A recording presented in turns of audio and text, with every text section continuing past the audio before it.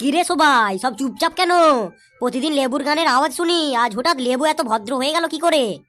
Sir, আপনি লেবুকে প্রতিদিন বকাবকি করেন তো, তার জন্য মনে হয় লেবু আজ গান গাইছে না। তাই নাকি লেবু? আমি বকাবকি করি তাই বলে তুই গান গাইছিস না? হ্যাঁ স্যার, সেটাই বটে। বেশ, আজ আর তোকে বকবো না। লেবু, তুই একটা সুন্দর দেখে একটা দুঃখের গান করে শোনা তো আমাকে।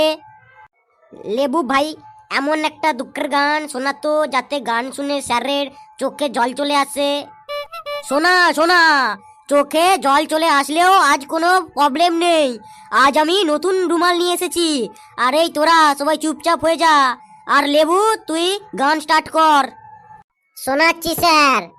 যাবি যেদিন শ্মশান ঘাটে নাগরদোলাই করে, যাবি যেদিন শ্মশান ঘাটে নাগরদোলাই চড়ে, সঙ্গে দেবে একটা দেশলাই, গোটা কয়েক বিড়ি, দু হাতে দুই দারুর বোতল ভাঙার, সঙ্গে দেবে একটা দেশলাই, গোটা কয়েক বিড়ি, দুই হাতে দুই দারুর বোতল ভাঙার হাড়ি, পরনের ওই আন্ডার প্যান্টটা খুলে ওরা নেবে, পরনের ওই আন্ডার প্যান্টটাও খুলে ওরা নেবে, যাবি যেদিন শ্মশান ঘাটে নাগরদোলাই চড়ে।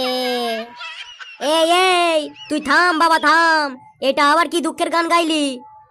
স্যার, এটা তো দুঃখের গানই বটে। সবাইকে তো একদিন না হলেও শ্মশান ঘাটে যেতেই হবে। সবাইকে শ্মশান ঘাটে যেতে হবে, এটা মানলাম। কিন্তু তুই আগে বল, নাগরদোলাই করে কে শ্মশান যায় যে? তারপর দেশলাইয়ের বিড়ি প্যাকেট, তারপর দারুর বোতল, তারির হাঁড়ি তার সঙ্গে। আর তুই আগে বল, এটা আবার আবার কি রে? আমাকে বল এটা কি? স্যার, শ্মশান ঘাটে তো হাঁড়ি ফাটাতেই হয়। আবার আমার মুখে মুখে কথা বলছিস? চুপচাপ বস, না হলে কিন্তু তোকে দু হাত তুলে তোর জিভ বার করে দেব, বুঝলি তো? স্যার, আমি একটা গান গাইতে পারি স্যার। তুই আবার গান গাইতে জানিস নাকি? ওই স্যার, আপনাদের আশীর্বাদে একটু আধটু জানি স্যার। না না না, আর গান শোনাতে হবে না। না হলে আমার সেন্দুক গেঞ্জি আন্ডার প্যান্ট সবই খুলে যাবে। কি রে ফেলু, আজ তোর কোনো সারা শব্দ পাচ্ছি না, কি ব্যাপার রে? স্যার, কোনো ব্যাপার নেই, কিছুই হয়নি। এই বৈশা বৈশা সবার কথা শুনছিলাম। তোকে আমি কালকে দেখলাম একটা কুকুরের সামনে বসে কি বকবক করছিলি। স্যার, ওটা আমি বক বক করছিলাম না স্যার, ওটা আমি কুকুরটার ইন্টারভিউ নিচ্ছিলাম। বলিস কি? সবাই মানুষের ইন্টারভিউ নেয় আর তুই কুকুরের ইন্টারভিউ নিচ্ছিস? হ্যাঁ স্যার, কুকুরের ইন্টারভিউ নিচ্ছিলাম। তা তুই কুকুরের কি ইন্টারভিউ নিচ্ছিলি? স্যার শুনবেন? হ্যাঁ বল, শুনি। স্যার শুনুন, তাহলে প্রথমে আমি কুকুরটিকে জিজ্ঞাসা করলাম, তোমাদের নাম কুকুর হইল কেন? তখন কুকুরটি বলল, আমাদের নাম কুকুর, এটা তো আমরা রাখিনি, এটা নামটা কে তোমরাই রেখেছো। তারপর আমি জিজ্ঞাসা করলাম, তোমরা ঘেউ ঘেউ করো কেন ডাকো?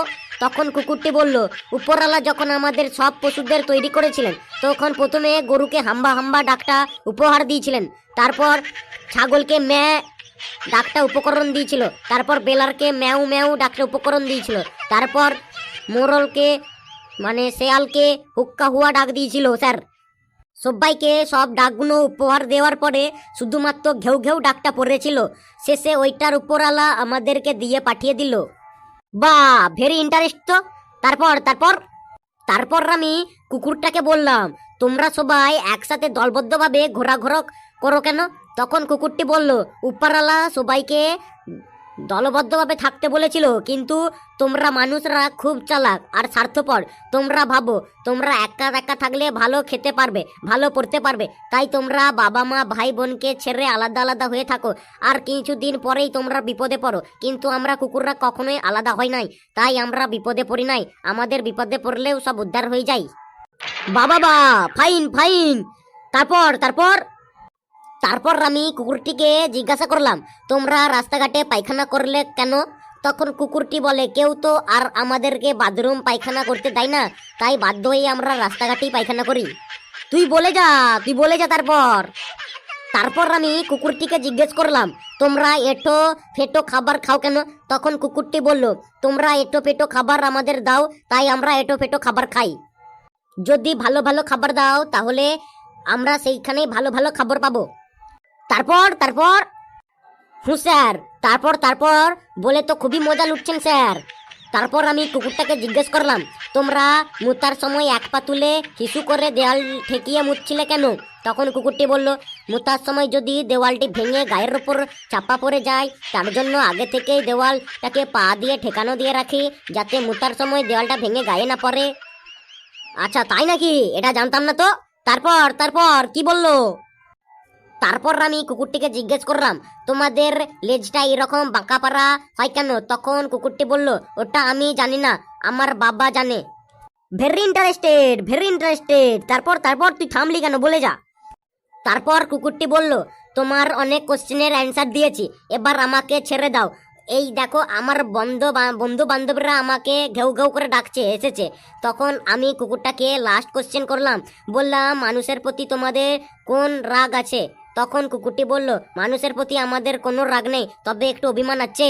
আমি জিজ্ঞাসা করলাম, মানুষের প্রতি তোমাদের অভিমানটা কি শুনি? তখন হাজার হাজার টাকা দিয়ে বিদেশি কুকুর নিয়ে এনে ঘরের মধ্যে রাখো, তাদের দামি দামি খাবার দাও, আবার দামি দামি পোশাক পরাও, আর ওদের আমার দেশি কুকুর রাস্তায় এই ল্যাংটা হয়ে ঘোরাঘুরি করি। তোমরা পোশাক তো দূরের কথা, একটা ভালো মতো খাবারও দাও না আমাদেরকে।